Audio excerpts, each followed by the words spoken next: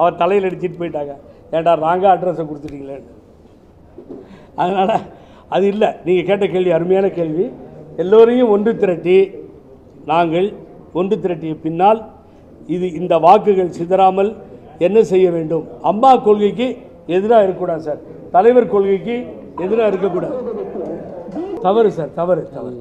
அதெல்லாம் ஒன்றும் எனக்கு ஒன்றும் சார். அதெல்லாம் என்ற சந்தேக தயவுசெய்து சொல்கிறேன். அவர் திரு பொன்முடி அவர்கள் எந்த நிலையில் பேசினார் என்று தெரியாது. மாதர்தம்மை இழிவு செய்யும் மடமையை கொளுத்துவோம் நாம் Bharathi. We have no any objection. அப்படி தவறாக அவர் பேசியதற்கு திருமதி கனிமொழியை எதிர்ப்பு தெரிவிச்சிருக்காங்க. அதை எடுத்தது முதல்வர் சரியான இது சார். அதில் எனக்கு மாற்று கருத்துலாம் கிடையாது சார். அவரே மன்னிப்பு கேட்குறாரு. அப்புறம் என்ன இருக்குது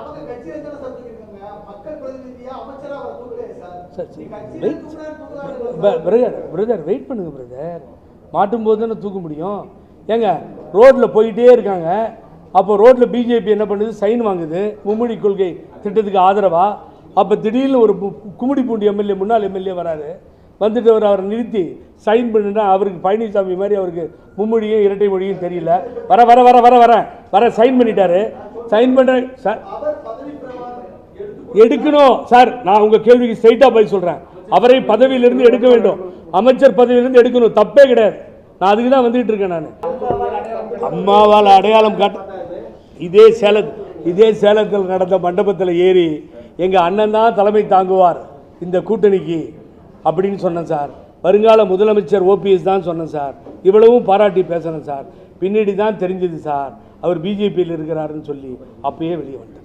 மன்னிச்சு அவர் போய் தனியாக ராமநாதபுரத்தில் நின்னது தான் அவருக்கு எனக்கு ஏற்பட்ட தகராறு சார். இல்லை சார், போகிற மாதிரி எங்களுக்கு ஐடியா இல்லை சார். நாங்கள் போக மாட்டோம். நான் சொல்கிறது நல்லா கவனிங்க. நீங்கள் நான் புரிஞ்சுக்கோங்க. 5 வருஷ காலம் திமுக பிஜேபியோட பயணம் பண்ணியிருக்கு. 10 மாத காலம் அதிமுக பிஜேபியோட பயணம் பண்ணியிருக்கு. கடந்த கால வரலாறு. இந்த அனுபவத்துக்கு பின்னாடி தான் அம்மா வேண்டான்னு சொல்லி முடிவு பண்ணிட்டாங்க சார். இதுதான் நடந்தது. இப்போ நான் என்ன சொல்கிறேன், புகழேந்தியை விட்டுருங்க. வேணாம் வேணாம் வேணாம் வேணாம் வேணாம் வேணாம் தீ குளிச்சிருவேன், செத்து போயிடுவேன், இந்த கட்சியோட கூட்டணி இல்லைன்னு சொல்லி இவங்க ஏன் சார் மாறுறாங்க?